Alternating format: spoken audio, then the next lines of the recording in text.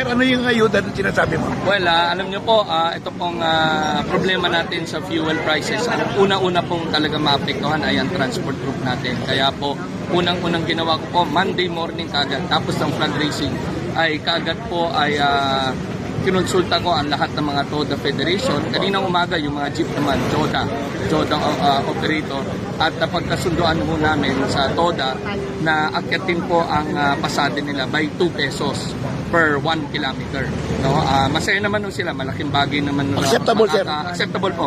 Kahapon nagka-negotiation kami, no?